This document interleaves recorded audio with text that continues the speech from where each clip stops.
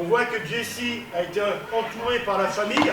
D'ailleurs, on voit la famille sur le 200 mètres, ils sont tous autour du transistor. L'histoire de Jesse Owens, athlète afro-américain, héros des Jeux olympiques nazis de 1936, où il remporta 4 médailles d'or. Une épopée racontée par le film La couleur de la victoire et présentée aux 6 classes de 3e du collège Saint-Louis, un projet notamment porté par l'association 733, un nombre référence au dossard porté par l'athlète lors des JO de Berlin. Le film 1h30 et ensuite 3 quarts d'heure d'intervention, de débat, on lève la main, on pose une question, on intervient et c'était riche. Et puis la prise de parole qui s'est faite tout à fait naturellement, du respect, de l'initiative et c'est tout ce qu'on souhaite pour exprimer son ressenti par rapport au parcours exceptionnel de Jesse Owens. Athlétisme et citoyenneté, c'est le nom de cette journée marquée par plusieurs temps. Sur cette exposition, par exemple, une découverte de l'histoire des Jeux à travers plusieurs thèmes, comme les valeurs, les figures et les moments forts de l'olympisme.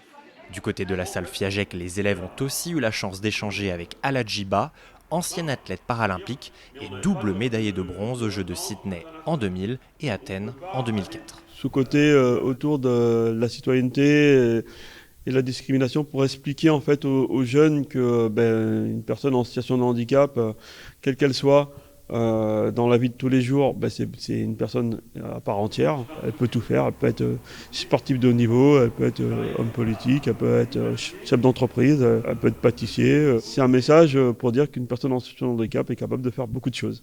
Un message qui semble être bien passé auprès du jeune public. Aladji, c'est une personne qui a un déficit au niveau de la vue. Il est entièrement aveugle. Au début, j'avais du mal à m'imaginer un athlète paralympique. Et là, de le voir, c'est monstrueux.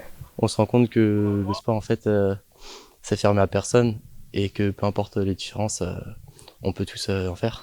Les collégiens ont enfin pu se mesurer sur un sprint de 20 mètres et consulter leur chrono à l'arrivée. De quoi se mettre en jambe en attendant les prochains Jeux olympiques et paralympiques de Paris 2024.